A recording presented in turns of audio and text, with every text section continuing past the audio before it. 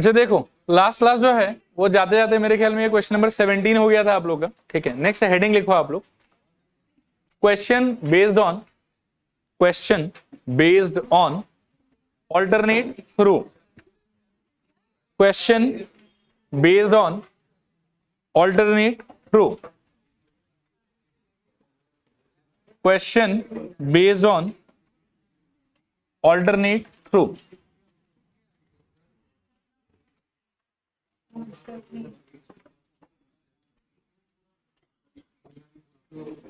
ये अपने आप में ना एक अंडरस्टैंडिंग है, और इस अंडरस्टैंडिंग आपकी किताब में एक ही क्वेश्चन है, उसी को हम ढंग से समझेंगे, ढंग से करेंगे।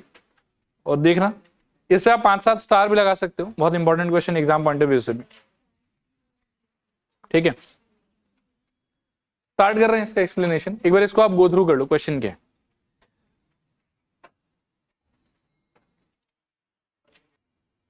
चलो सुनना ध्यान से, पहले ना क्वेश्चन बोलना क्या चाह रहा है उसको एक्सप्लेन करते हैं, और फिर क्या है कि सोल्यूशन कैसे होगा उस पर थोड़ा बात करेंगे। ठीक है ना, क्वेश्चन आपको बोल रहा है कि ए और बी दो आदमी है और दोनों मिलके एक डाइस उछाल रहा है अल्टरनेटिवली, और बहुत ही अजीब सा गेम है ये वाला। इसमें ये कह रहा है कि ए पहले स्टार्ट करेगा गेम को, डाइस उछालेगा, और डाइस उछालने पे अगर 4 से बड़ा नंबर आया उसके पास में डाइस उछाल के, तब वो गेम जीतेगा। ठीक है, और ए और बी अल्टरनेटिवली जो डाइस है आपका वो थ्रो करता रहेगा। ठीक है ना, अभी गेम कुछ ऐसा है, देखो थोड़ा ध्यान से सोचना।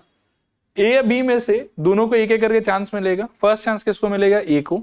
ए डाइस उछालेगा, 4 से बड़ा नंबर आया तो ए जीत गया और गेम खत्म। इनकेस अगर ए के 4 से बड़ा नंबर नहीं आया तो उस केस में बी को चांस मिलेगा, बी डाइस उछालेगा, फिर से उसको अगर 4 से बड़ा नंबर मिल गया तो गेम खत्म। अगर बी ऐसा नहीं कर पाया तो फिर से किसको चांस मिलेगा? ए को। And this will keep on going जब तक किसी एक का कम से कम 4 से बड़ा नंबर ना आ जाए। ये आपके गेम है, देखो समझ में आया कि नहीं आया। गेम का डिजाइन में फिर से रिपीट करूं कि हो जाएगा? स्टार्ट कौन करेगा? अगर इसके 4 से बड़ा नंबर आया तो क्या मानेंगे? जीत गया। ये 4 या उससे छोटा नंबर आया तो क्या मानेंगे? हार गए। जीत गया तो गेम ही खत्म। और अगर हार गया तो चांस किसको मिलेगा? बी को। फिर बी डाइस उछालेगा, डाइस उछाल के क्या आने से मानेंगे कि बी जीत गया? 4 से बड़ा नंबर। और क्या आने से मानेंगे कि बी हार गया? 4 या उससे छोटा number. And this will keep on going जब तक दोनों में से कोई एक आदमी कम से कम जीत नहीं जाता। क्वेश्चन में हमको किसके जीतने का प्रोबेबिलिटी पूछा है? बी का। ठीक है, हालांकि इन सब टाइप के क्वेश्चन में इट इज ऑलवेज बेटर कि जो गेम स्टार्ट कर रहा है ना, आप पहले उसके विनिंग का प्रोबेबिलिटी निकालो। गेम स्टार्ट कौन कर रहा है? ए। तो हम पहले ए के विनिंग का प्रोबेबिलिटी पे बात करेंगे और बी का ऑटोमेटिकली बाद में निकल जाएगा। तो पहले मैं लिखूंगा फॉर ए विंस। अभी आगे बढ़ने से पहले मेरा एक बहुत ही बेसिक सिंपल सा क्वेश्चन है आपसे कि किन किन सिचुएशन में डू यू थिंक कि ए जीत सकता है? 5 और 6 आने से ये जीत सकता है। और ये जिस गेम को जीता होगा उस गेम में कितने बार ट्रायल हुआ होगा, उस गेम का क्या डिजाइन रहा होगा, मैं अगर इस पे आपसे बात करूं तो क्या जवाब दे सकते हैं? चलो टेंशन मतलब मैं बताता हूं। अगर आप पहले से ही ये डिसाइड कर लेते हो ना कि ए को ही जिताना है आप, और उसी के विनिंग का प्रोबेबिलिटी आप सर्च कर रहे हो, तो आपके देखो उस गेम का डिजाइन क्या क्या हो सकता है। पहला पॉसिबिलिटी है कि सिंस ए ही स्टार्ट कर रहा है गेम को, तो पहले ही अटेम्प्ट में ए जीत जाएगा। ए ने उछाला और ए का जो भी क्राइटेरिया चाहिए उसने फुलफिल कर दिया, ए जीत गया, गेम खत्म। This is one way of A winning. Second way could be कि ए अगर पहले अटेम्प्ट में चूक जाता ना, गेम स्टार्ट तो यही किया होगा, हो सकता है कि पहले अटेम्प्ट में वो कुछ ऐसा कर दे चमत्कार की जिससे वो जीत गया, बात खत्म। हो सकता है कि पहले अटेम्प्ट में उससे छूट जाए। फिर भी यदि आपने मन में ठान रखा कि नहीं मैं तो उसी केस को देखूंगा जिसमें ए जीत रहा है, तो फिर इस गेम में और क्या क्या होना चाहिए ताकि ए ही अल्टीमेटली जीते। सोचो कि ए अगर पहले पे लूज कर गया तो सेकंड चांस किसको मिला होगा? बी को। अब बी अगर जीत जाता है फिर तो ये नहीं होगा ना। ये करने के लिए क्या मानना पड़ेगा हमको कि बी भी अपने पहले अटेम्प्ट में हार गया हो और फिर से ए को चांस मिला हो और ए अपने सेकंड अटेम्प्ट में गेम को जीत गया। दिस इज अनदर पॉसिबिलिटी जिसमें ए जीत रहा होगा। What would be the other possibility जिसमें ए जीतेगा? पहले ए को चांस मिले, हार जाए, बी भी हार जाए, ए अपने सेकंड अटेम्प्ट में भी हारे, बी सेकंड में हारे और ए अपने थर्ड में जीते। ये बात समझ में आया? और क्या हो सकता है सोचो। ये और लंबा जा सकता है। ए हारा, बी हारा, ए हारा, बी हारा, ए फिर हारा, बी फिर हारा और फिर ए जीता। ऐसा बहुत सारा हो सकता है। और सिंस गेम के नंबर ऑफ अटेम्प्ट्स में कोई मतलब क्या है कि लिमिटेशन नहीं है, तो this can keep on going. आया बात समझ? फिर एक और बात है कि ये जो सारा का सारा इवेंट्स है आपके, ये ऑप्शनल सिचुएशन है कि मैंडेटरी है? ऑप्शन, कोई भी एक डिजाइन से ये जीत सकता है, तो इसीलिए बीच में क्या आना चाहिए बताओ? ये समझ में आ रहा है? अब आप कॉमन सेंस से सोचो कि ये कह रहा है कि 4 से बड़ा नंबर आने से जीतेगा और 4 से छोटा नंबर आने से हारेगा, तो प्रोबेबिलिटी ऑफ ए विंस अगर मैं पूछूं आपसे, जिसको मैं एक बार के लिए प्रोबेबिलिटी ऑफ ए भी मान के चलूंगा, तो कितना वैल्यू होना चाहिए इसका बताओ? मेरे ख्याल में 2/6 और काट के कितना 1/3।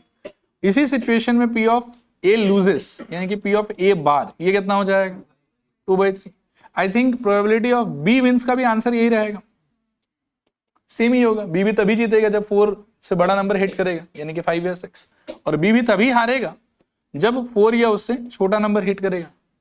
तो प्रोबेबिलिटी ऑफ ए का अकेला का आंसर और प्रोबेबिलिटी ऑफ बी का आंसर सेम, प्रोबेबिलिटी ऑफ ए बार का और प्रोबेबिलिटी ऑफ बी बार का आंसर सेम। अब ओवरऑल ए जीता होगा, इसका अगर मेरे को प्रोबेबिलिटी चाहिए तो ये सारा सिचुएशन हो सकता है। अब इन सारे में अगर मैं नंबर्स भरना स्टार्ट करूं तो सोचो क्या क्या हो सकता है। इसमें क्या होगा बताओ?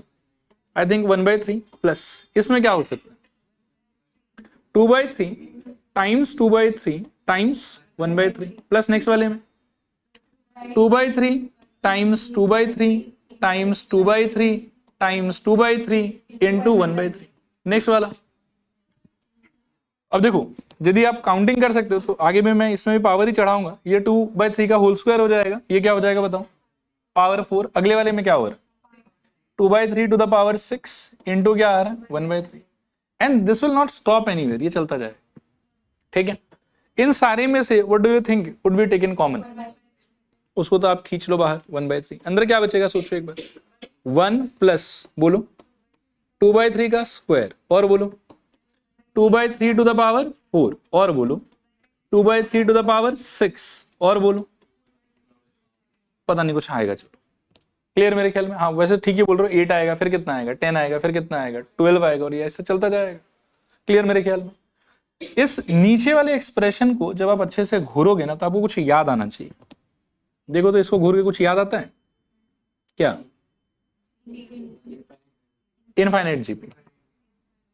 जीपी है बिकॉज 1 से 2/3 का स्क्वायर मल्टीप्लाई करने पे यहां पहुंचोगे, फिर से 2/3 का स्क्वायर मल्टीप्लाई करने से यहां पहुंचोगे, फिर से 2/3 का स्क्वायर मल्टीप्लाई करने से यहां पहुंचोगे, और ऐसे आप हर बार आगे कैसे जा रहे हो 2/3 का स्क्वायर मल्टीप्लाई करके। तो ऑब्वियसली ये जो स्ट्रक्चर है ये क्या चीज का है? जीपी का है। Since it is not going to stop anywhere, इसीलिए कौन सा जीपी मान के चलेंगे? Infinite GP. इनफाइनाइट जीपी के सम का फॉर्मूला क्या था? मुझे उम्मीद नहीं करना चाहिए आंसर आप बताओगे, लेकिन फिर भी करो, ट्राई करो। a/1 माइनस, सही कह रहे हो मेरे ख्याल में। अभी यदि इसका सम टोटल निकालना है फिर आपको, तो क्या हो जाएगा बताओ? बाहर तो आई थिंक 1/3, अंदर वाले में कुड यू गेस की a क्या है? 1, तो a के जगह पर कितना आ जाएगा 1 डिवाइडेड बाय 1 माइनस r कितना होगा 2/3 का whole square. So this is equals to 1/3 into बोलो 1 डिवाइडेड बाय 1 माइनस मेरे ख्याल में 4/9।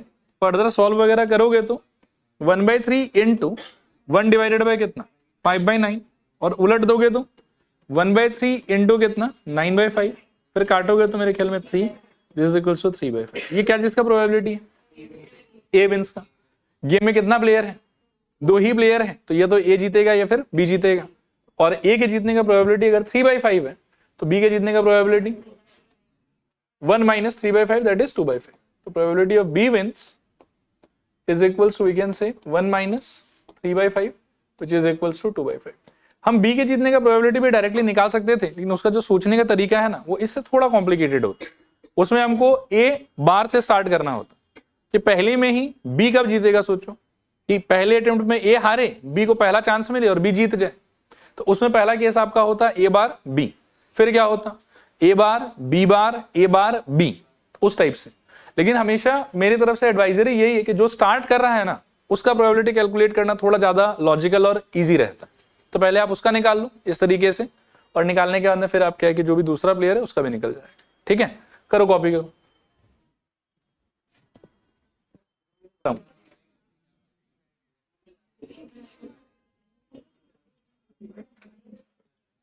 अच्छा, इसके बाद नेक्स्ट आप लोग हेडिंग लगाओ total probability. Total probability, total probability देखो एक सिचुएशन डिस्क्राइब कर रहा हूं, पहले इसका ना आंसर करने का थोड़ा सा ट्राई करना आप लोग। हाँ,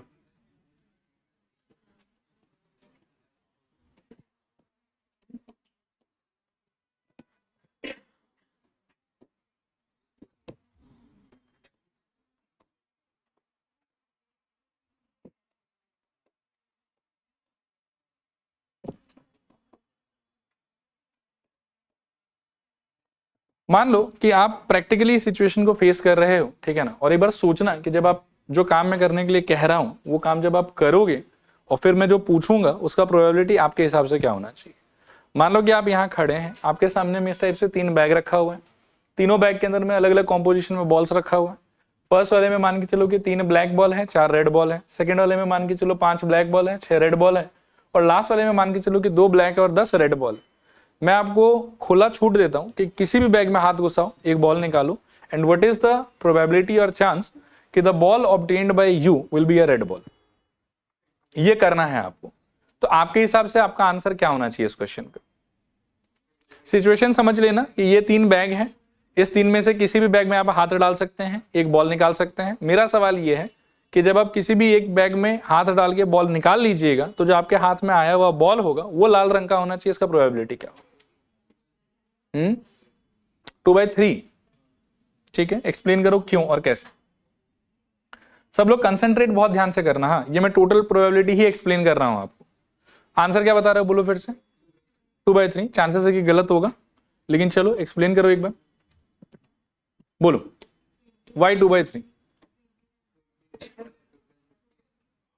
20 रेड बॉल और टोटल 30 है, इसीलिए 2/3 बोल दिए। बट द प्रॉब्लम इज कि हर बैग के अंदर में तो red ball black ball same quantity में नहीं है। अब मान लो कि मैं यदि फर्स्ट बैग में हाथ घुसाऊं और निकालूं तो उस टाइम पर तो नहीं आएगा 2/3। ये तो आप शायद उस टाइप का, मतलब जो आप बता रहे हो ये शायद मेरे हिसाब से उस सिचुएशन में वैलिड रहेगा जब सारा बॉल को आपने एक बैग में खाली कर लिया, फिर उस बैग में हाथ घुसा, एक बॉल निकाला, तो आपके हाथ में रेड बॉल आएगा, उसका प्रोबेबिलिटी 10। लेकिन फिलहाल जो मैंने आपको काम बोला उसमें तो आई डोंट थिंक कि ये वैलिड रहेगा। आए बात समझ, क्योंकि आप अगर 2/3 कह रहे हो, मैं मान लो कि फर्स्ट बैग में हाथ घुसा रहा हूं तो उसमें तो यार 3/7 लग रहा है मेरे को। सेकंड में हाथ घुसा रहा हूं तो मेरे को 5/11 लग रहा है। अच्छा, उल्टा बोल रहा हूं शायद, पहले वाले में 4/7, सेकंड वाले में 6/11 और थर्ड वाले में शायद 10/12। तो ये तो नहीं हो सकता। फिर से ट्राई करो, क्या आंसर होना चाहिए।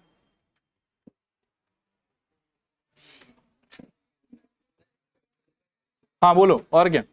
ये तो रॉन्ग था। 20/30, 20/77, ये बढ़िया आंसर लग रहा है। बोलो तो कैसे मल्टीप्लाई कर दिए, बस तीनों प्रोबेबिलिटी प्लस। हाँ, कोई माइनस भी बोल दे, कोई डिवाइड भी बोल देगा। हाँ,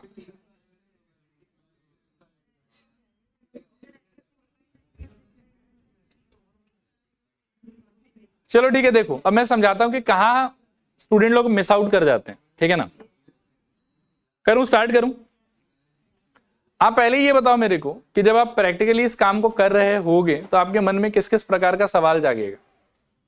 तो एक सवाल मेरे को ऐसा लगता है कि सबसे पहले जागना चाहिए कि हम कौन से बैग में हाथ डालेंगे। सोच के देखो, सबसे पहले तो यही सवाल जागेगा ना आपके मन में। और आपको पता है कि इस बैग से भी निकल सकता है लाल बॉल, इससे भी निकल सकता है और इससे भी निकल सकता है, ठीक है ना। तो सबसे पहले आपके मन में ये क्वेरी आना चाहिए कि मुझे कौन से बैग में हाथ डालना है, और फिर आपको सोचना चाहिए कि मतलब उससे रेड बॉल निकलेगा, इसका प्रोबेबिलिटी कितना है। बेसिकली हर बार यही होता है, हर साल मैं देखता हूँ कि स्टूडेंट लोग इसी चीज में उलझे हुए रहते हैं। पहले वो यही करते हैं कि सबका टोटल टोटल कर दिया और आंसर बता दिया, तो वो गलत है। फिर कुछ लोग बोलते हैं कि सर इंडिविजुअली निकाल लीजिए, सबका सम कर दीजिए, वो चीज भी गलत है। क्योंकि उन सारे केसेस में, उन सारे मतलब क्या अप्रोचेस में आपने ना इस बात का कंसिडरेशन किया ही नहीं कि आप बैग भी पहले चूज करोगे, बॉल तो बाद में निकलेगा, ठीक है। आप पहले मन में बैग चूज करोगे कि तीनों में से कौन से में हाथ डालने वाले, किसी एक में डालोगे आप। तो आया बात समझ। अब इस चीज को देखो हम मैथमेटिकली कैसे सोचेंगे। मैथमेटिकली हम ऐसे सोचेंगे कि हमारे पास में एक काम है जिसको मैं हमेशा W लेटर से रिप्रेजेंट करूंगा। वो काम क्या है, गेटिंग, इस सिचुएशन में जो मैंने डिस्क्राइब किया था उसके हिसाब से, गेटिंग अ रेड बॉल। देखो ये समझ में आया कि नहीं है, ये आपका एक काम दिया हुआ आपको। इस काम को परफॉर्म करने का इस पर्टिकुलर कॉन्टेक्स्ट, इस पर्टिकुलर सिचुएशन में यू विल सी कि 3 रास्ता है। Either you can go for bag 1, और you can go for bag 2 और you can go for bag 3। आया बात समझ? बैग 1 के रास्ते जाओगे तो भी आपको रेड बॉल मिल जाएगा, उसका कुछ ना कुछ प्रोबेबिलिटी होगा। बैग 2 के रास्ते जाओगे तो भी रेड बॉल मिल जाएगा, और बैग 3 के रास्ते जाओगे तो भी रेड बॉल मिल जाएगा।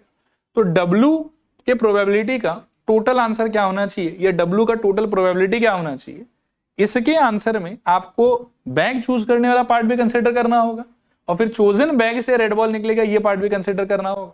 आपके सामने कितना बैग है ये बताओ?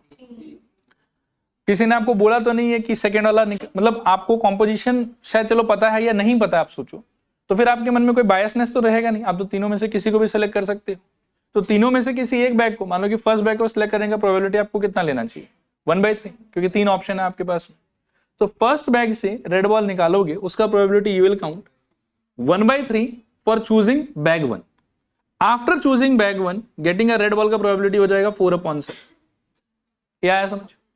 हो सकता है कि आप बैग 2 चूज करते, तो बैग 2 चूज करने का प्रोबेबिलिटी 1/3, और चूज करने के बाद उससे रेड बॉल निकलने का प्रोबेबिलिटी बोलो 6/11। आया समझ? बैग 3 चूज करती उसका प्रोबेबिलिटी 1/3, ठीक है, और उससे फिर रेड बॉल निकलता उसका प्रोबेबिलिटी 10/12। देखो क्लियर है कि नहीं क्लियर? ठीक है, और ये जो आया है सारा का सारा प्रोबेबिलिटी, सिंस ये ऑप्शनल है मेरे लिए, मैं इससे भी रेड बॉल निकाल सकता था, मैं इससे भी निकाल सकता था, और मैं इससे भी निकाल सकता था, इसीलिए इन सारे के बीच में हम क्या करेंगे बताओ, प्लस। देखो क्लियर है कि नहीं clear? This is the total probability of completing the work W। P of W is equals to this. अब देखो ये जो है ये आपके आंसर का ऑलमोस्ट लास्ट स्टेप है।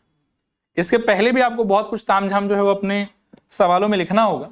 अभी उसका राइटिंग पैटर्न जो है वो भी मैं आपको एक्सप्लेन करूंगा थोड़ा सा, प्लीज थोड़ा ध्यान से उसको समझने का ट्राई करना। तो मैं नीचे कर देता हूं। देखो होता क्या है कि जब आप W काम करने का कोशिश करेंगे ना, तो सबसे पहले आप ये समझिए कि आपके पास में यहाँ पे 3 रास्ता है। ये हो गया रास्ता नंबर 1, ये हो गया रास्ता नंबर 2, और ये हो गया रास्ता नंबर 3। और जो ये राइटिंग स्टाइल है ना आपका, ये इस बात पे बेस्ड है देखो कि W करने के लिए पहले हम क्या करेंगे, पहले हम हो सकता है कि रास्ता नंबर 1 चूज करेंगे, और फिर हम W वर्क को करेंगे कंसीडरिंग कि हमने रास्ता नंबर 1 चूज किया, प्लस हम हो सकता है कि रास्ता नंबर 2 चूज कर लें, और we will try to complete our work W by रास्ता नंबर 2। ठीक है, और क्या हो सकता है बताओ, हम रास्ता नंबर 3 चूज कर लें और W कंप्लीट करने का ट्राई करें बाय रास्ता number 3। This is kind of formula for total probability. ठीक है, कहां यूज करना है वो सब सारा चीज मैं एक्सप्लेन करूंगा। पहले बताओ कि यहां तक का चीज सब क्लियर हुआ कि नहीं क्लियर हुआ? ठीक है, इसका हॉलमार्क साइन क्या होगा, हमको कैसे पता चलेगा कि ये टोटल प्रोबेबिलिटी का क्वेश्चन? तो इसमें आई विल से कि चलो हम लोग कंडीशनल प्रोबेबिलिटी के टाइम से ही थोड़ा रिवाइज करने का ट्राई करते हैं। हाउ शैल वी आइडेंटिफाई कि कोई भी गिवन क्वेश्चन कंडीशनल प्रोबेबिलिटी का है? 2 चीज होगा, जिसमें से एक कंप्लीटेड होगा और एक कंप्लीट होने वाला होगा, ये हम लोग को करना होगा। उस टाइम पर क्या लगाना है आपको, कंडीशनल प्रोबेबिलिटी। फिर हो सकता है कि 2, 3, 4 कितना भी काम हो सकता है, 2 या 2 से ज्यादा काम, जितना काम उतना अटेम्प्ट। 2 काम है 2 अटेम्प्ट, 3 काम है 3 अटेम्प्ट में, 4 काम है 4 अटेम्प्ट। ठीक है, उस टाइप का सिचुएशन अगर रहा तो generally we will think about multiplication theorem. उसमें भी पोजीशन का कोई स्पेसिफिकेशन अगर नहीं रहा तो we can go for combination as well. ठीक है, और फिर बैक टू बैक जो काम मेरे को करना है वो अगर ऐसा है कि एक दूसरे से इंडिपेंडेंट है तो we will think about independent events. Independent events और multiplication theorem to be honest same ही है। दोनों में फर्क क्या है? तो फर्क ये है कि मल्टीप्लिकेशन थ्योरम के टाइम पर probability of A intersection B equals to हम क्या लिखते हैं फॉर्मूला के हिसाब से, P A into P of B by A, क्योंकि ए के होने से बी को थोड़ा सा फर्क पड़ता है, सैंपल स्पेस चेंज हो जाता है। और इंडिपेंडेंट इवेंट के टाइम पर हम क्या लिखते हैं, P A intersection B is equals to P A into P B, क्योंकि बी को ए से कोई फर्क ही नहीं पड़ता। बाकी लेकिन अगर आप क्वेश्चन का लैंग्वेज देखोगे ना तो उन दोनों के लिए सेम ही लैंग्वेज आता है कि 2 काम रहेगा 2 अटेम्प्ट में करना है। अगर बैक टू बैक अटेम्प्ट को एक दूसरे से फर्क नहीं पड़ता तो गो फॉर इंडिपेंडेंट इवेंट का अंडरस्टैंडिंग, और अगर फर्क पड़ता है then go for multiplication theorem का अंडरस्टैंडिंग, और अगर पोजीशन का कोई स्पेसिफिकेशन नहीं दिया है देन गो फॉर कॉम्बिनेशन। ये सब कुछ लगाओ ही मत। उसके बाद क्या आया था बताओ, टोटल प्रोबेबिलिटी। टोटल प्रोबेबिलिटी में क्या होगा कि एक ही काम करने का होगा आपके पास। यहां जैसे वो काम क्या था, रेड बॉल निकालना, लेकिन उस एक ही काम को कंप्लीट करने का यू विल सी कि मल्टीपल पॉसिबिलिटी है कि इस एक रेड बॉल को आप इससे भी निकाल सकते हैं, आप इससे भी निकाल सकते हैं, और आप इससे भी निकाल सकते हैं। और टोटल प्रोबेबिलिटी के क्वेश्चंस में काम भी डिफाइंड होगा, काम को करने का बहुत सारा रास्ता भी होगा, और काम आपका कंप्लीटेड नहीं होगा, काम आपका अधूरा बाकी रहेगा। यहां पर जैसे रेड बॉल निकालने का काम था मेरा, which could have been completed by choosing bag 1 or bag 2 or bag 3, but the work was not completed. I was supposed to complete the work. ठीक है, तो उस सिचुएशन में आपके फॉर्मूला का स्ट्रक्चर ये है, देखो कि काम हो गया W और प्रोबेबिलिटी ऑफ W निकालने का तरीका होगा कि पहले रास्ता 1 चुनो, रास्ता 1 से काम कंप्लीट करो। W by R1 का मतलब क्या है कि इट इज ऑलरेडी कंसीडर्ड कि R1 चुन लिया है हमने, अब हम काम कर रहे हैं। R2 into W by R2, R2 का मतलब रास्ता 2 और W by R2 का मतलब क्या कि R2 चुन लिया है और R2 से हम W कंप्लीट करने का ट्राई कर रहे हैं। फिर क्या है, रास्ता 3 R3 और W by R3 का मीनिंग क्या होगा कि रास्ता 3 चुन लिया है, अब W कंप्लीट करने का आप ट्राई करो। और ऐसा हो सकता है कि और भी रास्ता अवेलेबल हो। आया बात समझ? और हमेशा ये फॉर्मूला का स्ट्रक्चर होगा, ये वाला आपके पास में वैल्यूज होगा। वैल्यूज का अगर क्वेश्चन में मान लो कि रास्ता से रिलेटेड कुछ भी बोला हुआ ना रहे, जैसे मैंने आपको नहीं बोला कि बैग 1 को प्रेफर करोगे कि 2 को प्रेफर करोगे कि 3 को प्रेफर करोगे, तो आप सबको इक्वल मान के चलोगे और 3 बैग इसीलिए 1/3 1/3 1/3। किसी किसी क्वेश्चन में लेकिन यू विल सी कि रास्ता से रिलेटेड भी कुछ एक कमेंट किया हुआ होगा कि रास्ता का प्रोबेबिलिटी आपको किस टाइप से लेना है। ठीक है, तो एक तो टोटल प्रोबेबिलिटी सोचना कब है, जब आपके पास में काम सिर्फ एक रहेगा, लेकिन उसी को करने का आपके पास में मल्टीपल ऑप्शंस रहेगा कि इन सारे ऑप्शंस से आप अगर चाहो तो काम कंप्लीट कर सकते हो, और काम आपका इनकम्प्लीट रहेगा। वैसे रास्ता रहेगा कि इससे कर लो, चाहे इससे कर लो, चाहे इससे कर लो, but on the whole you will see कि W इज स्टिल इनकम्प्लीट, उसको कंप्लीट करना ये बाकी है हम लोग के लिए। ठीक है, और क्वेश्चन सॉल्व करने का तरीका क्या होगा कि W मतलब जो काम करना है, R1 मतलब रास्ता 1, R2 मतलब रास्ता 2, R3 मतलब रास्ता 3, और डिपेंड करेगा सवाल में कितना रास्ता है कितना रास्ता नहीं। तो सारे रास्ते को एक एक बार चुनो और हर रास्ते से काम कंप्लीट करो और इनका जो भी प्रोबेबिलिटी का वैल्यू है बिठाओ, सॉल्व करो, जो आएगा वो आपका फाइनल आंसर। ठीक है, और ये जो लाइन मैंने लिखा है ये एक टाइप से समझिए कि आप टोटल प्रोबेबिलिटी का फॉर्मूला है। चलो आगे इस पेज को पढ़ के देखो। If there is a work W that can be completed by one रास्ता R1, ये वन ऑफ द रास्ता R1, R2, R3, then the total probability of the work W being completed will be given by P of W is equals to R1 into W by R1, R2 into W by R2, R3 into W by R3 and so on। 4 रास्ता होता तो एक और part होता है इसमें R4 into W by R4। ठीक है, देखो क्लियर है कि नहीं क्लियर है यहां तक? ठीक है, आगे बढ़ रहे हैं। देखो पढ़ो इसको और सोचो कैसे हो सकता है। हर क्वेश्चन में आपका सबसे पहला जॉब यही होगा कि पहले W पहचानो अच्छे से, R1, R2, R3 पहचानो और फिर हम फॉर्मूला लगा दे। पढ़ो। देखो शुरू के कुछ क्वेश्चंस में हम लिटरेचर को प्रॉपर्ली लिखेंगे और बाद में फिर नंबर्स लेके छोड़ देंगे। हाँ, लिटरेचर आप लोग को डेवलप करना। यहां बताओ मेरे को कि W क्या होगा। आप W होगा जिसका प्रोबेबिलिटी लास्ट में निकालना है, वही W है। तो लिखो W is equals to drawing a black ball. Literature लिखो अच्छे से। W is equals to drawing a black ball. W is equals to drawing a black ball. ठीक है, R1 लिखो। पहले तो ये सोचो कि कितना रास्ता अवेलेबल है, 2, एक मेरे ख्याल में बैग 1 और दूसरा बैग 2। तो R1 इज इक्वल्स टू लिखो बैग 1 इज चोजन। ठीक है, R2 is equals to bag 2 is chosen. R2 is equals to bag 1 is chosen, R1 is equals to bag 1 is chosen, R2 is equals to bag 2 is chosen। ठीक है, अब नीचे लिखो now इस वाले part को थोड़ा सोचना, हाँ, जो अब लिखने जा रहे हैं। Now PW is equals to, अगर मैं ऐसे ही फॉर्मूला बनाना चाहूं तो क्या बनाऊंगा? PW is equals to रास्ता 1 चुना और रास्ते 1 से काम कंप्लीट किया W by R1, प्लस रास्ता 2 चुना और रास्ते 2 से काम कंप्लीट किया W by R2। देखो ये क्लियर है कि नहीं क्लियर? अभी जो 2 रास्ता आपके पास में था बैग 1 बैग 2, उनमें कोई प्रेफरेंस से कुछ बताया हुआ कि प्रोबेबिलिटी इतना इतना लेना चाहिए आपको? ये नहीं बताया हुआ, नहीं बताया हुआ। तो कितना लेके चलोगे आप? 1/2 इंटू R1 के अंदर में, मतलब बैग 1 में कॉम्पोजिशन क्या है आप? 3 ब्लैक 2 व्हाइट। ठीक है ना, और आपको ब्लैक बॉल निकालना है तो क्या हो जाएगा? 3/5 प्लस R2 1/2, और R2 का कॉम्पोजिशन देखो 2 ब्लैक एंड 4 व्हाइट, क्या हो जाएगा? 2/6। सॉल्व कर लो इसको, जो आएगा वो आंसर है आपका 7/50। ये आंसर है फाइनल। देखो क्लियर है। एक और क्वेश्चन में मैं लिटरेचर लिखाने का ट्राई करूंगा और वहां के बाद से फिर हम बस नंबर्स लिखेंगे, ठीक है। अगला क्वेश्चन देखो, पहले W बताओ क्या होना चाहिए, अच्छे से सोच के। Student getting first class marks, लिखो W is equals to getting first class. W is equals to getting first class. अब ये फर्स्ट क्लास कौन कौन से कैटेगरी ऑफ स्टूडेंट को मिल सकता है, बॉय को भी मिल सकता है और गर्ल को भी मिल सकता है। तो आपके पास में कितना रास्ता है, 2, एक बॉय का और एक गर्ल का। लिखो R1 is equals to boy is chosen, R2 is equals to girl is chosen. R1 is equals to boy is chosen, R2 is equals to girl is chosen.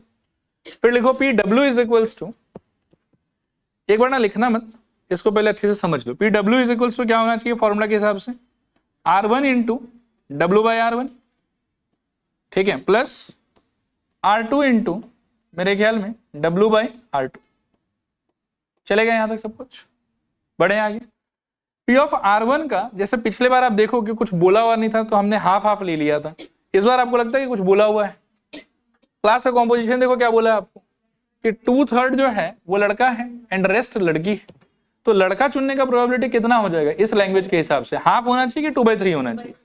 तो यहाँ पे R1 का value देखो दिया है आपको इनडायरेक्टली, कितना दिया है बताओ, 2/3। और W/R1 का मीनिंग क्या होगा कि लड़का को फर्स्ट क्लास मिला। R1 का मतलब है लड़का चुना और W का मतलब है फर्स्ट क्लास मिला। तो R1 हो चुका है मतलब लड़का चुन लिया है और W करवाना है उससे, तो फर्स्ट क्लास दिलवाना है उसको। लड़का को फर्स्ट क्लास मिलने का चांस कितना है, मेरे ख्याल में 0.35। तो इंटू 0.35 प्लस लड़की चुनने का प्रोबेबिलिटी 1/3 और लड़की को फर्स्ट क्लास दिलाने का प्रोबेबिलिटी 0.4। देखो आया समझ के नहीं आया समझ, सॉल्व करके वैल्यू बताओ कितना आ रहा, 30। ये आंसर।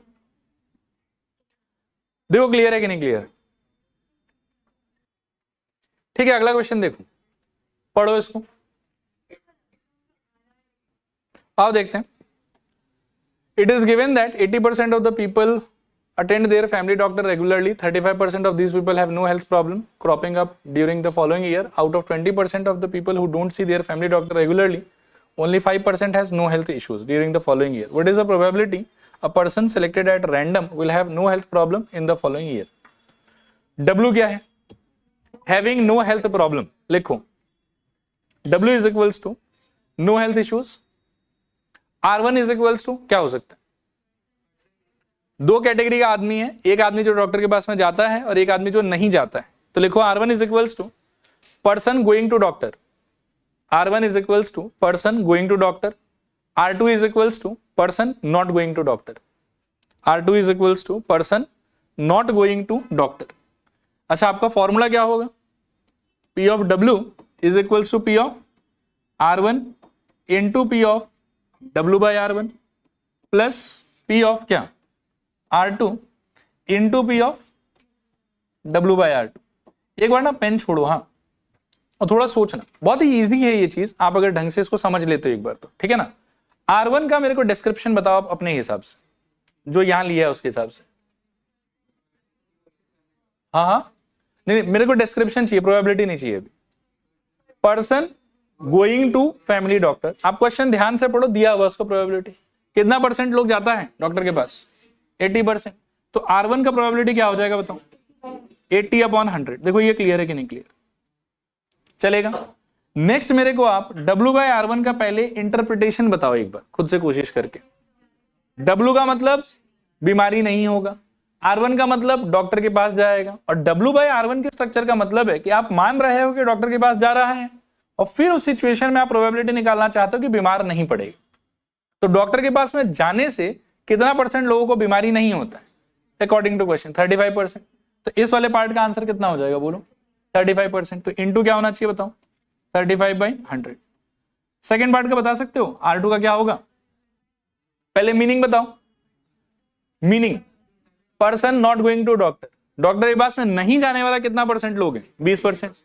तो डॉक्टर के पास में नहीं जाने का प्रोबेबिलिटी 20%, और फिर उसको भी फर्दर बीमारी नहीं होगा, इसका प्रोबेबिलिटी कितना दिया हुआ आपको 5%, इंटू 5/100। अब बोलो सॉल्व करके कितना आ रहा है?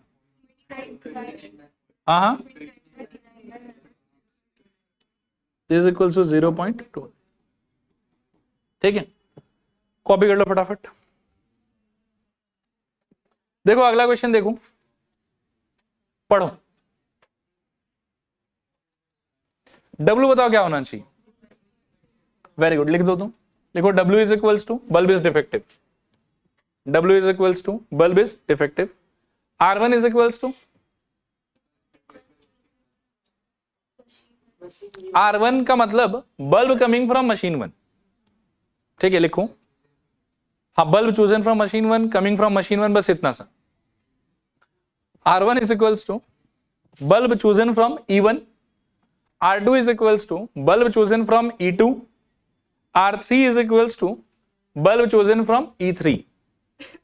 ठीक है, चलेगा यहां तक? एक बार फिर से पेन छोड़ो 2 मिनट के लिए, मुझे बोर्ड पर करते हुए देखो, ध्यान से सोचना। P of W का मेरे हिसाब से अभी के सिचुएशन में फॉर्मूला क्या हो जाना चाहिए बताओ? पहले रास्ता 1 चुना और उससे क्या किया, अपना काम खत्म किया, W/R1। फिर रास्ता 2 चुना, R2, उससे काम खत्म किया, W/R2। फिर रास्ता 3 चुना, R3, और फिर उससे काम खत्म किया, W/R3।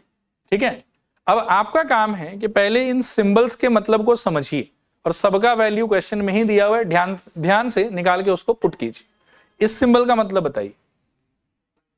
Probability of bulb is coming from machine 1, machine 1 से बल्ब आने का प्रोबेबिलिटी कितना है? 50%। तो इसका वैल्यू कितना हो जाएगा? 50/100। 2 मिनट रुकना और ध्यान से सोचना। W/R1 का मीनिंग, R1 का मीनिंग मशीन 1 से आ रहा है, W का मीनिंग डिफेक्टिव होना चाहिए। W/R1 का मीनिंग कि मशीन 1 से आके डिफेक्टिव हो रहा है, इसका प्रोबेबिलिटी कितना है बताओ? इट इज नोन दैट, ठीक है, 4%। तो क्या हो जाएगा बोलो? 4/100। देखो ये क्लियर है कि नहीं क्लियर है? पक्का? इसका बताओ R2 का। सेकेंड मशीन से आएगा 25/100, और सेकेंड मशीन से आके भी डिफेक्टिव होगा, उसका भी शायद लैंग्वेज के हिसाब से 4% ही रहेगा, तो 4/100। और प्लस मशीन 3 से आएगा 25%, तो 25/100। और आगे बताओ, डिफेक्टिव होगा, इसके लिए बोल दिया है 5/100 इंटू 5/100। कितना आ रहा आंसर? वाह, फ्रैक्शन भी बता दो कितना आ रहा है? 400। बढ़िया, करिए, कॉपी करिए फटाफट।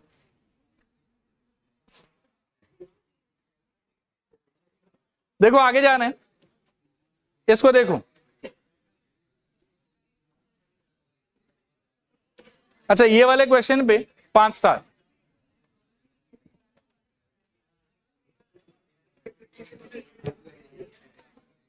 देखो ठीक है, देखो एक बार कोशिश करता हूं समझाने का, और उम्मीद पूरा है मुझे कि एक बार में नहीं समझ में आएगा आप लोगों को। बाकी ठीक है, आप लोग भी कोशिश करो मेरे साथ।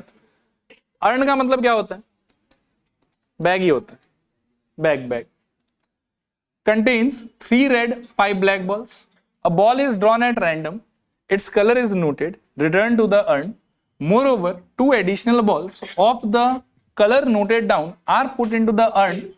Then 2 balls are drawn at random without replacement from the urn. बहुत सारा इंग्लिश एक साथ हो गया। अब इतना तो देखो बर्दाश्त हो पाएगा नहीं हो पाएगा? नहीं? ठीक है, मेरे साथ रहना। क्या हुआ है वो मैं थोड़ा समझाने का ट्राई करता हूं। पहले बैग में क्या कॉम्पोजिशन था बताओ? 3 लाल और 4 काला, तो 3 लाल और 4 काला, 5 काला। ठीक है, मतलब ध्यान दे रहे हो आप लोग, गुड। 5 काला, क्लियर मेरे ख्याल में। फिर ये क्या बोल रहा है कि एक, सुनना प्लीज, ध्यान से सुनना, भटको मत, नहीं तो लाल काला काला लाल काला काला सब काला हो जाएगा। सुनिएगा ध्यान से, ये कह रहा है कि ये बैग का कॉम्पोजिशन है, एक बॉल आपको निकालना है। जो पहला बॉल आप निकालोगे, आप गेस करो कि वो कौन कौन से कलर का हो सकता है? रेड भी हो सकता है और ब्लैक भी हो सकता है, फाइन, ऑलराइट, रेड भी हो सकता है, ब्लैक भी हो सकता है। मान लो एक बार के लिए कि रेड आया, तो फिर जो क्वेश्चन में लैंग्वेज है वो क्या बोलना चाह रहा है, इस बात को थोड़ा समझना। ये रेड आया आपके हाथ में, रेड कलर का बॉल आ गया, ठीक है ना, आप देखें कि रेड आया है, उसके बाद इस बॉल को आप रिटर्न कर दिए,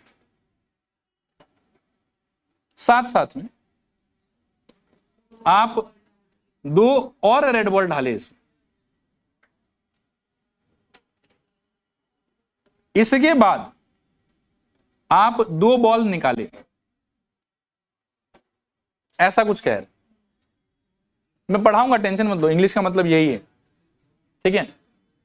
दूसरे केस में सोचो क्या हुआ होगा कि अगर ब्लैक निकला होगा, एक बार पढ़ लो, नहीं नहीं एक बार ये पढ़ो फिर वो वाला आएगा समझ में, नहीं इसी में सारा रहस्य है।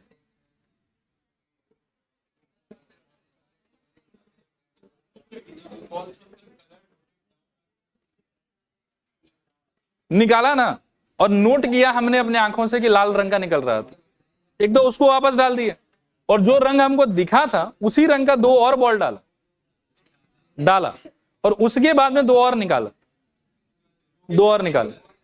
वो बाद में देखेंगे, ठीक है। अच्छा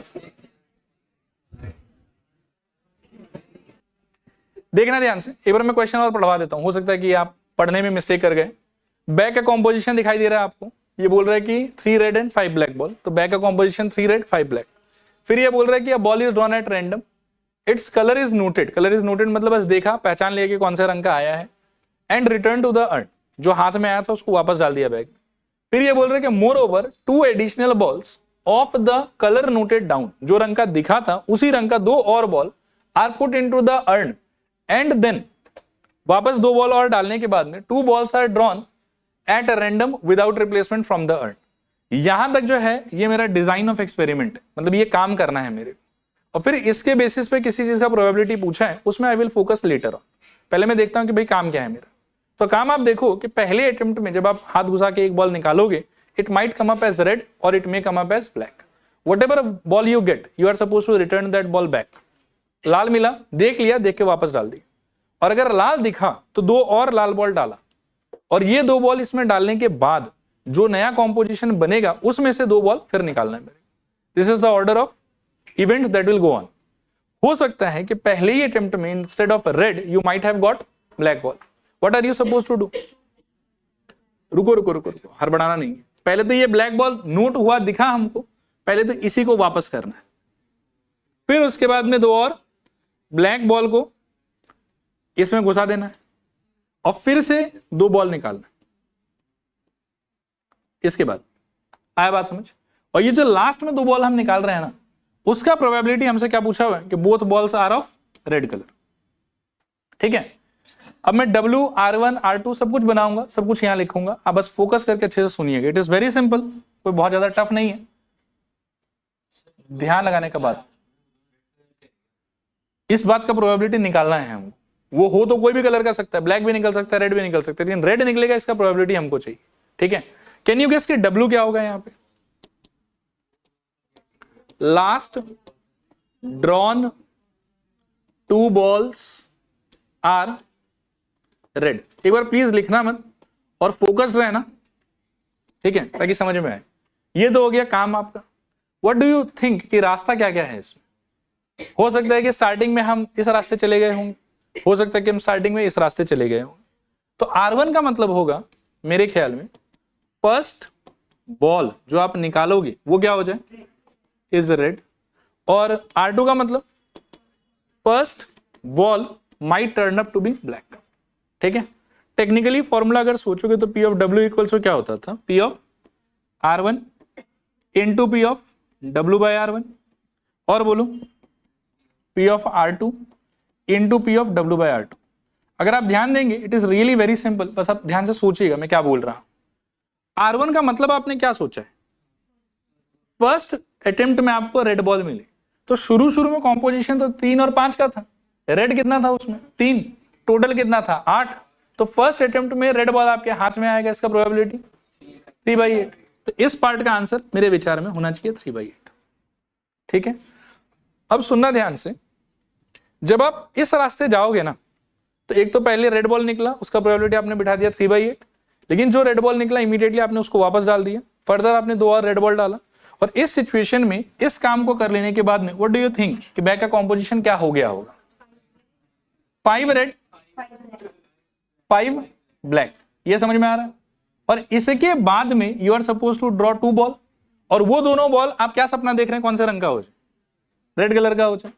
तो W/R1 का मतलब है कि पहले रेड बॉल निकला, उसको वापस कर दिया, 2 और रेड बॉल डाल दिया, अब जो बैग में बॉल्स हैं उसमें से 2 बॉल निकालना है, और वो दोनों का दोनों क्या होना चाहिए? रेड होना चाहिए।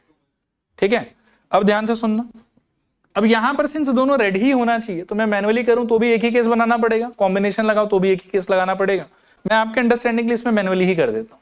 ठीक है, मान लेता हूं कि पहले रेड बॉल निकला, मैंने उसको वापस कर दिया, 2 और वैसा रेड बॉल डाल दिया, अब मेरे बैग में ऐसा बॉल्स है, और यहां से मेरे को 2 रेड बॉल निकालना है। आप हेल्प करो, बोलो क्या होगा?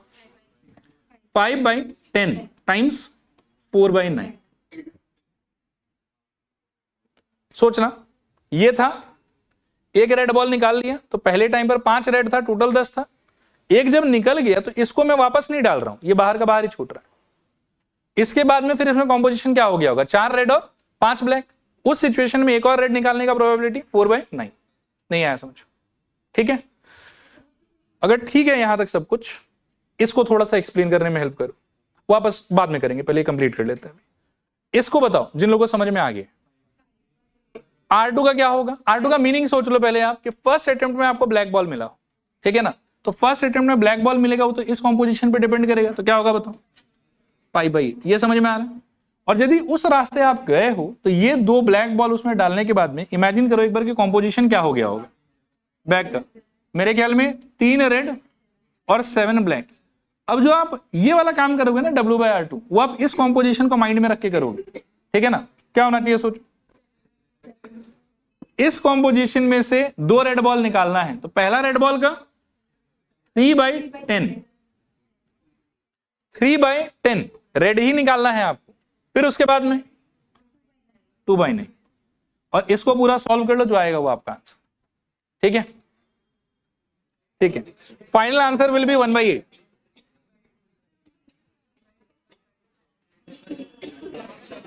अच्छा ठीक है, सुनो, टोटल प्रोबेबिलिटी खत्म है आप लोग का। नेक्स्ट हेडिंग लिखो बेस थ्योरम। Bayes theorem. अच्छा देखो एक बार, एक फिर से क्वेश्चन पूछता हूं, देखो ध्यान से देखो, हेडिंग लिख लो एक बेस थ्योरम। एक क्वेश्चन है जो मैं दोबारा आपसे पूछना चाहूंगा, जो आज की क्लास के शुरुआत में मैं आपसे पूछ रहा था,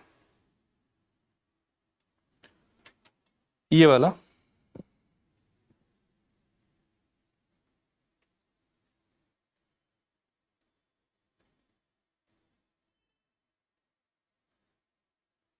चलो यहां देखो, सेम सिचुएशन है, इसको मैं मिटा देता हूं एक बार।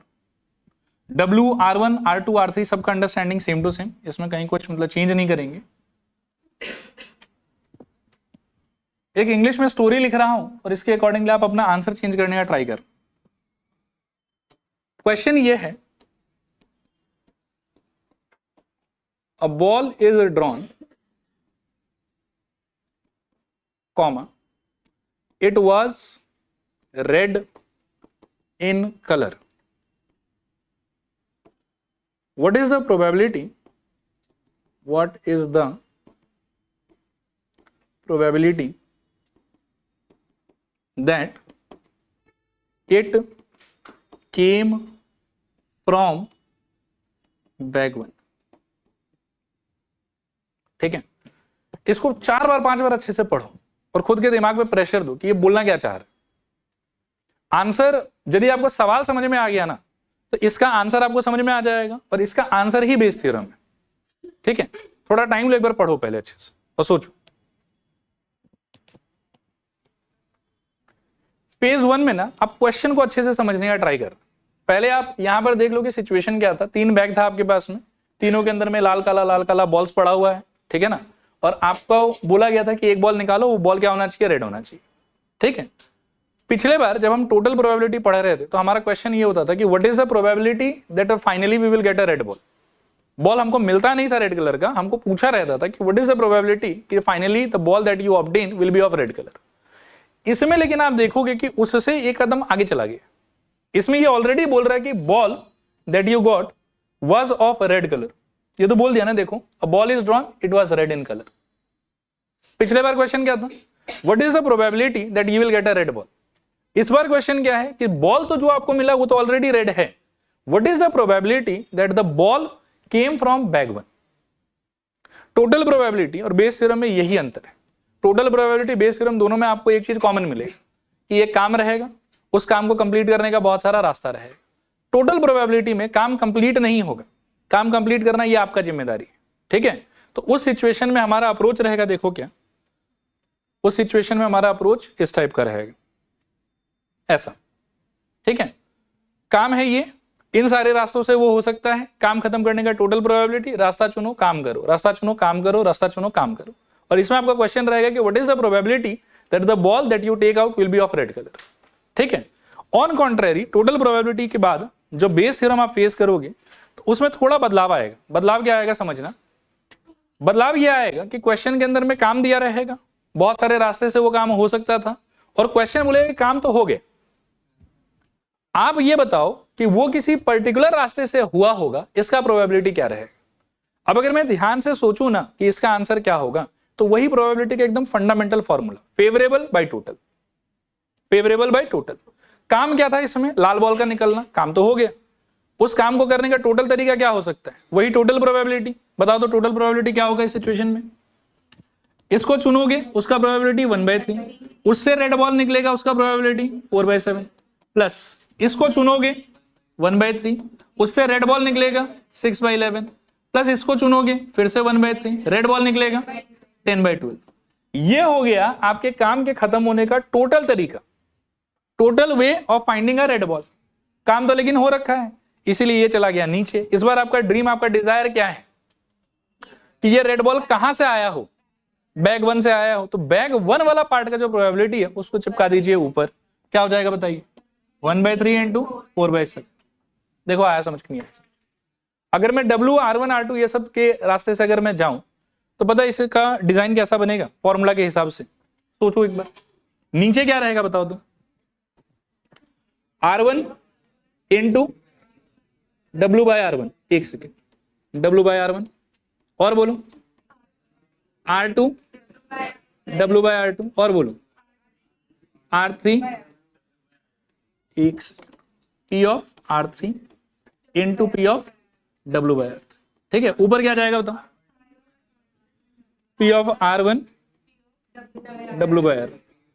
अब अगर कोई मेरे को लेफ्ट हैंड साइड बता देगा ना तो मैं मानूंगा कि वो बहुत ध्यान से सुन रहा था, ना बाकी लोग टाइम पास कर रहे थे। R1/W की W/R1, कैसे इतने श्योरिटी से आप ये बात कह सकते, क्योंकि काम हो चुका है और आप ढूंढ रहे हैं कि वो काम रास्ता 1 से हुआ हो। तो रास्ता 1 हुआ कि नहीं हुआ ये अननोन है, काम लेकिन हो गया ये नोन है। तो जो हो जाता है वो कहां चला जाता है, नीचे। तो आपका फॉर्मेट क्या होना चाहिए बताओ, P of R1/W। This is total probability के बाद में बेस थ्योरम। और हर क्वेश्चन में यही होगा, फिर से एक काम रहेगा, उस काम को करने का बहुत सारा रास्ता रहेगा। टोटल प्रोबेबिलिटी अगर होता तो वो पूछता कि ये काम कंप्लीट होगा, इसका टोटल प्रोबेबिलिटी बताओ, और हम कर देते। और बेस थ्योरम में क्या होगा कि काम रहेगा, उसको करने का बहुत सारा रास्ता रहेगा, वो किसी भी रास्ते से हो सकता है। क्वेश्चन बोले काम तो हो गया, किससे हुआ पता नहीं लेकिन हो गया। अब आप बताओ कि इसमें से किसी पर्टिकुलर रास्ते से वो हुआ, इसका प्रोबेबिलिटी क्या है, and that you can see here in this question. देखो क्लियर है कि नहीं क्लियर, पक्का।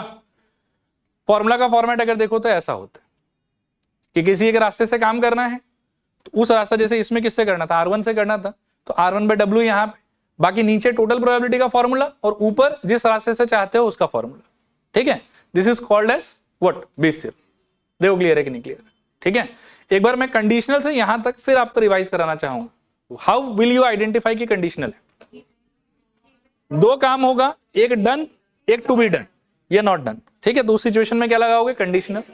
अगर दो या उससे ज्यादा काम, दो या उससे ज्यादा अटेम्प्ट, तो मल्टीप्लिकेशन थ्योरम या फिर इंडिपेंडेंट इवेंट। उसमें भी कॉम्बिनेशन भी हो सकता है, मैनुअली भी हो सकता है, पता नहीं क्या होगा, ठीक है। उसके बाद क्या आता है, टोटल प्रोबेबिलिटी। इसका हॉलमार्क साइन क्या है, कैसे पहचानोगे कि टोटल प्रोबेबिलिटी ही है? एक काम रास्ता अनेक, काम एक रास्ता अनेक। अभी तक एक काम का एक ही रास्ता हुआ करता था, अब क्या होगा कि काम एक रास्ता अनेक, किसी भी रास्ते से काम कर सकते हैं। और यदि काम खुद इनकम्प्लीट है मतलब वो टोटल प्रोबेबिलिटी का क्वेश्चन। और काम अगर कंप्लीट है, ये नहीं पता कि कौन से रास्ते से हुआ, अगर वो जानने में इंटरेस्ट है तब वो बेस थ्योरम। देखो आया समझ कि नहीं आया समझ? रिपीट करूंगी, हो जाएगा, हो जाएगा। देखो इसको देखो फटाफट, देखो ध्यान से देखो।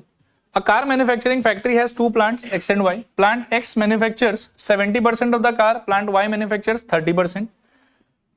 80% car of plant X and 90% of car at plant Y are rated of standard quality. A car is chosen at random and is found to be of standard quality. What is the probability that it has come from plant X?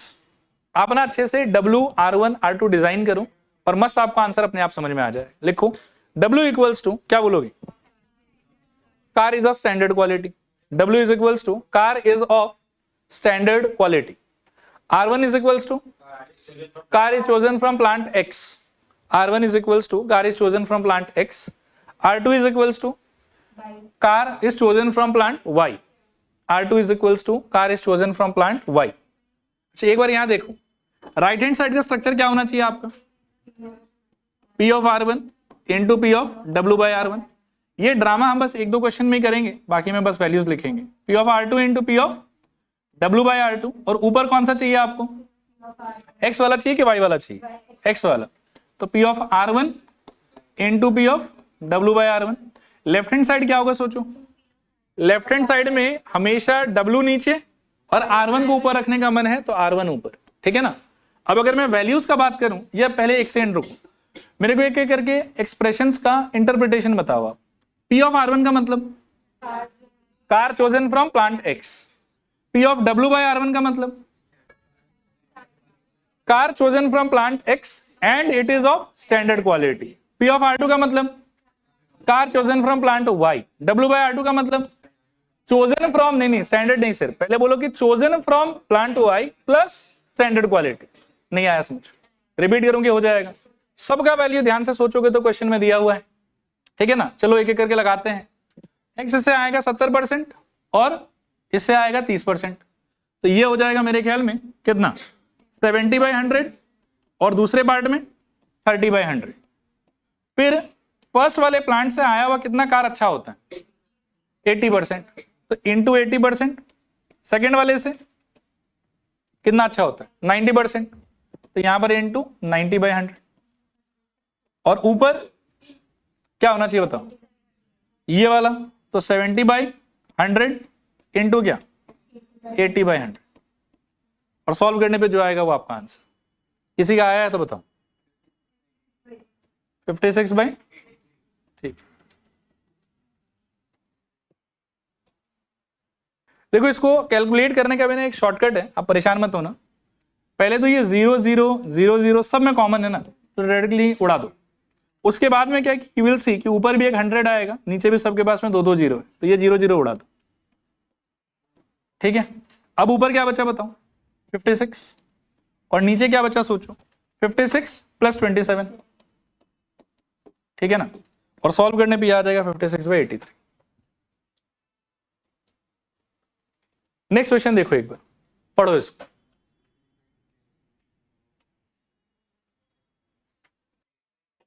देखो start कर रहे हैं।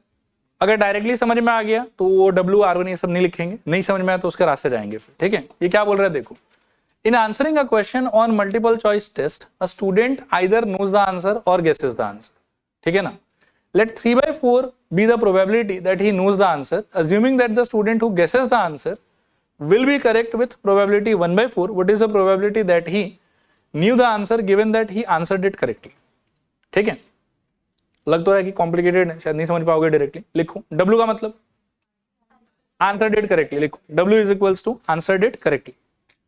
फिर R1 is equals to knows the answer, R2 is equals to guesses the answer, ठीक है।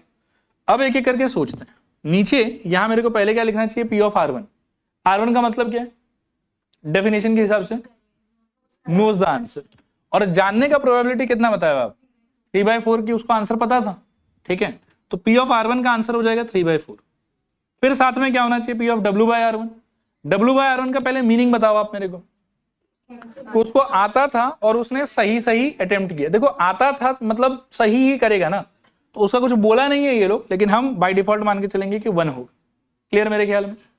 Plus सोचना थोड़ा ध्यान से कि अगर उसको आंसर आता था का प्रोबेबिलिटी 3/4, तो तुक्का मारेगा का प्रोबेबिलिटी 1/4, तो ये पार्ट आ जाएगा 1/4 P ऑफ R2, ठीक है। अगर उसने तुक्का मारा है तो यहाँ पर W/R2 का मतलब क्या है कि तुक्का मारा और फिर भी उसका राइट हुआ, तो तुक्का मार के राइट हुआ, इसका प्रोबेबिलिटी कितना बोले 1/4, तो इंटू एक और बार 1/4। ऊपर कौन सा सिचुएशन चाहिए, जानने वाला कि probability that he new the answer, मतलब फर्स्ट केस चाहिए, तो क्या आ जाएगा सोचो 3/4 इंटू 1। अब सॉल्व करके जो भी आता है वो आपका आंसर है। कितना है, 3/4 ही है क्या, नहीं, एक 4 कट जाएगा यहां से, 12 ठीक है।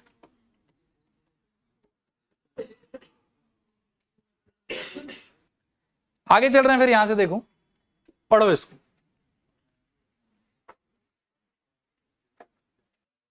लिखो, थोड़ा लिखवा देता हूं इसमें, लिखो W is equals two heads on all the 5 trials, heads on all the 5 trials. फिर जब आप सिक्का निकालोगे ना, तो 1 2 3 4 5 6 7 8 9 10, इसमें H लिख देता हूं, इसमें दोनों साइड हेड है, और बाकी में क्या है कि एक तरफ हेड है और एक तरफ हेड नहीं है। एक से अच्छा, हाँ 2 में, इसमें भी H कर देता हूं, चलेगा। अब बात को ध्यान से समझना कि R1 R2 क्या होगा आपका। R1 होगा कि बिना 2 हेड वाले में से कोई एक सिक्का आपके हाथ में आया होगा, और R2 होगा कि दोनों हेड वाले में से कोई एक सिक्का आपके हाथ में आया होगा। लिखूं, R1 is equals to choosing a normal coin, choosing a normal coin, and R2 is equals to choosing a double headed coin, R2 is equals to choosing a double headed coin, ठीक है।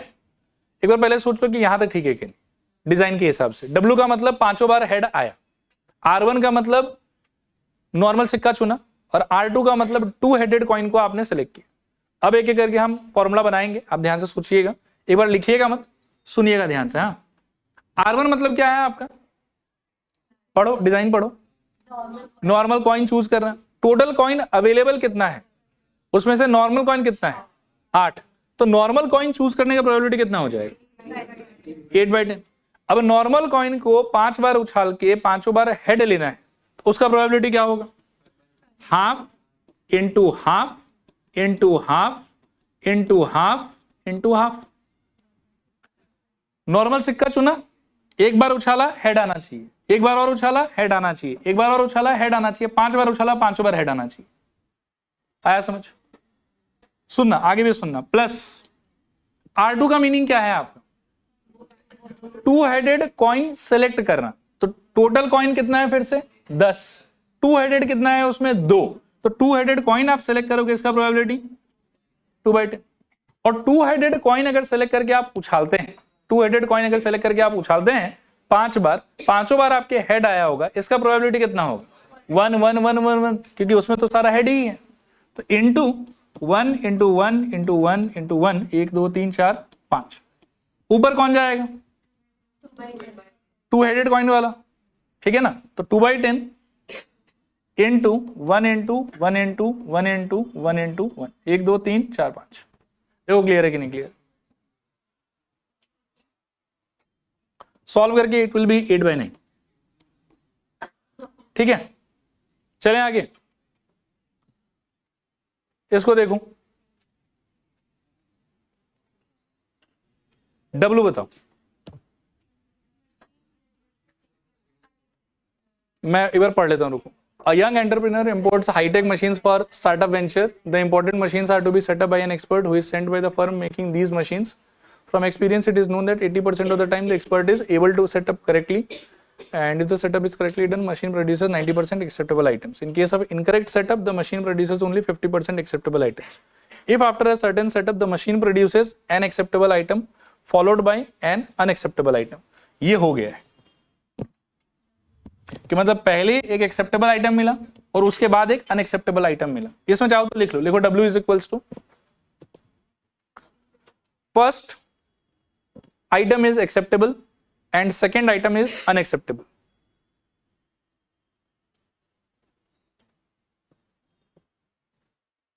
First item is acceptable and second item is unacceptable. ठीक है. R1 R2 के बारे में क्या विचार है आपका? करेक्टली सेटअप भी हो सकता है और इनकरेक्टली सेटअप भी हो सकता है. तो लिखो R1 is equals to machine was set up, पहले किसका नाम लिया है तो आप भी करेक्टली ही लिखो, machine was setup correctly. R1 is equals to machine was set up correctly. R2 is equals to machine was set up incorrectly. R2 is equals to machine was set up incorrectly. ठीक है. अभी करता हूं, आप बस ध्यान से देखते जाना, कंफ्यूज मत होना. नीचे आप क्या फिलअप करते हो, एक बार आप स्ट्रक्चर याद करो. पहले P ऑफ R1 आता था. R1 का डेफिनेशन पढ़ो, क्या लिखा है, मशीन वाज सेटअप करेक्टली. अब क्वेश्चन पढ़ के सोचो कि करेक्टली सेटअप का प्रोबेबिलिटी कितना है. 80/100. ठीक है ना. तो इसमें क्या आ जाएगा बताओ, 80/100. एक बार आप प्लीज लिखना मत, सुन लो पहले अच्छे से. ये क्या लिखा है मैंने, P ऑफ R1, और बगल वाले में क्या लिखना होगा, P ऑफ R2. करेक्टली का अगर ये है तो इनकरेक्टली का ऑटोमेटिकली क्या हो जाएगा, 20/100. इसके बाद आप क्या लिखते थे, W/R1. W/R1 का पहले स्ट्रक्चर पढ़ के डेफिनेशन सोचो. करेक्टली सेटअप कर दिया, उसके बाद में पहला एक्सेप्टेबल आया और दूसरा अनएक्सेप्टेबल आया, यही तो है. अभी आप सोचो क्वेश्चन पढ़ के कि करेक्टली सेटअप के टाइम पर आपको एक्सेप्टेबल आइटम मिलेगा, इसका प्रोबेबिलिटी कितना है, 90%, और अनएक्सेप्टेबल का ऑटोमेटिकली 10%. एक मतलब एक्सेप्टेबल चाहिए और एक अनएक्सेप्टेबल चाहिए, क्या लगाओगे बोलो, इंटू 90/100 और इंटू 10/100. देखो ये कितना क्लियर है, ये बताओ, पूरा पक्का. ये कौन है, R2 इनकरेक्ट सेटअप. इसके बाद क्या आएगा, W/R2. इसके बाद क्या आएगा, W/R2. W/R2 का मीनिंग क्या होगा, सोचो कि सेटअप तो इनकरेक्ट है, फिर भी एक एक्सेप्टेबल चाहिए और नेक्स्ट वाला अनएक्सेप्टेबल चाहिए. अब आप सोचो कि इनकरेक्ट सेटअप का तो 20% और इनकरेक्ट सेटअप के टाइम पर एक्सेप्टेबल आइटम का प्रोबेबिलिटी कितना है, 50%. तो अनएक्सेप्टेबल का भी कितना होगा, 50%. पहला वाला मेरे लिए एक्सेप्टेबल 50/100 और इसके बाद वाला अनएक्सेप्टेबल, वो भी टेक्निकली कितना हो जाएगा, 50/100. ठीक है. ऊपर कौन सा जाएगा, क्या चाहिए हमको, इनकरेक्टली सेटअप, तो सेकंड वाला ऊपर चला जाएगा, इनटू 50/100 इनटू 50/100. अब सॉल्व करके जो भी आएगा वो आपका आंसर. 50/122, थोड़ा और कट जाएगा फिर तो 25 और ये वाला 61. अच्छा अगला क्वेश्चन देख रहे हैं, फिर पढ़ो इसको. W बताओ. हाँ एक्सीडेंट हुआ है, लिखो W is equals to accident happened. In short भी लिख सकते हो, कोई बात नहीं, मतलब सारा आदमी इन शॉर्ट है इसमें तो. ठीक है, लिखो एक्सीडेंट हैपेंड या in short person met with accident. अच्छा R1 का मतलब क्या हो सकता है, स्कूटर ड्राइवर हो सकता है, कार ड्राइवर हो सकता है और बस ड्राइवर हो सकता है, दिया ना यहाँ पे. तो लिखो R1 equals to person was scooter driver. R1 is equals to person was scooter driver. R2 is equals to person was car driver. R3 is equals to person was bus driver. चलेगा यहां तक. इसके आगे लिखो. Now अब एक बार फिर से बोर्ड पर शांति से देखो, टेंशन नहीं लेना है, सोचना है अच्छे से. जब आप नीचे का डिजाइन बनाओगे तो सबसे पहले आपको क्या लिखना चाहिए, फॉर्मूला के हिसाब से P ऑफ R1. R1 का मीनिंग क्या है कि बंदा स्कूटर चलाने वाला होना चाहिए. अभी रेशियो आपको दिया है 4:5:3, तो स्कूटर वाले का प्रोबेबिलिटी हो जाएगा 4 फेवरेबल बाय टोटल 12. रुक जाओ, अभी लिखो मत, आया समझ. पक्का? स्कूटर के बाद में अगले पार्ट में क्या हो सकता है? कार ड्राइवर हो सकता है, कार ड्राइवर का 5/12। और क्या हो सकता है? बस ड्राइवर, तो 3/12। ये समझ में आया?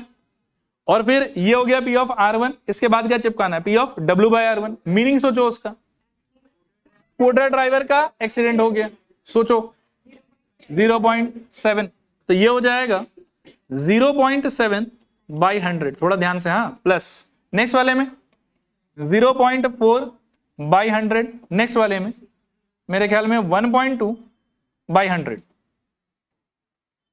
देखो क्लियर है कि नहीं क्लियर? और ऊपर कौन सा जाएगा?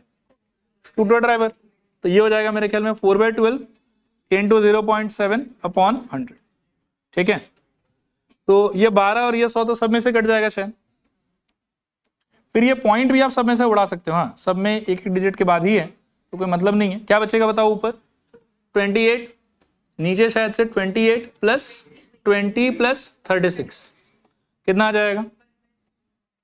ऊपर 28 और नीचे कितना आ रहा है जोड़ के? 84। पक्का? गलत लग रहा है शायद। 100 आ रहा है टोटल। ऊपर तो 28 ही है, नीचे का बताओ। अच्छा नीचे, हाँ हाँ सॉरी 28। अब बताओ 48 और ये 48, फिर मेरे ख्याल में कितना? 78 और 84। ठीक, और काट के कितना आ रहा है? ठीक, देखो क्लियर है कि नहीं क्लियर? आया समझ? इसको देखो, नंबर 7 लास्ट करेंगे आज, ठीक है? 2 और देखो, इसको देखो फटाफट।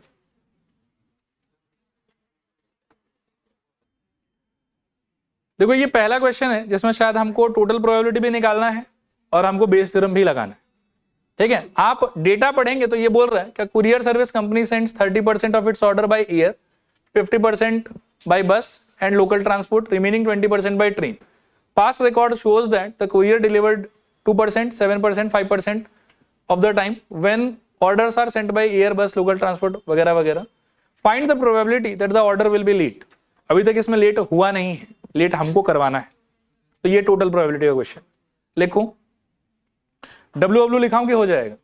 एक बार ऐसे बोल दो तो W का मतलब लेट होगा, R1 का मतलब एयर से जा रहा है, R2 का मतलब बस या लोकल ट्रांसपोर्ट, R3 का मतलब ट्रेन। क्लियर मेरे ख्याल में? लिखो फर्स्ट पार्ट के लिए टोटल प्रोबेबिलिटी ढूंढेंगे आप। P of W is equals to, data देख लो एक बार, 30/100 इंटू 2/100 ना, 30/100 इंटू 2/100, फिर 50/100 इंटू 7/100, और लास्ट 20/100 इंटू 5/100, 20/100 इंटू 5/100। ठीक है, और सेकेंड पार्ट में आप क्या चाहते हैं? कौन से रास्ते से लेट हो? ट्रेन से लेट करवाना है आपको। और देखो इसमें बोला हुआ है कि लेट तो हो गया वो, तो लेट अगर हो गया ये बोल दिया है, और ट्रेन से लेट करवाने का मैंने मतलब पक्का क्या लगेगा? Bayes theorem. और बेस थ्योरम के हिसाब से नीचे तो यही आएगा शायद, क्या? 30/100 into 2/100 plus 50/100 into I think 7/100 plus 20/100 into 5/100, और ऊपर क्या आ जाएगा? ट्रेन वाला, तो 20/100 इंटू 5/100। बताओ सॉल्व क्या आ रहा है? ऊपर वाला, और नीचे वाला 10/51।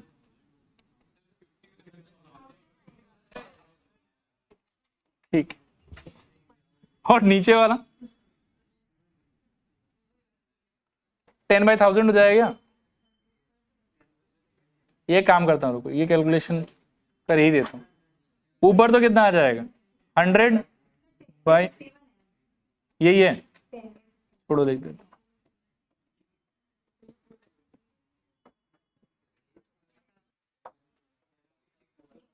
इसको देखो तो पढ़ के खुद से ट्राई करो तो एक बार। अच्छा आ गया होगा शायद। पहले W समझाओ। Find the probability to appointment of B, change हुआ है, ठीक है ना। ये W है आपका R1 A के वजह से, R2 B के वजह से, R3 C के वजह से।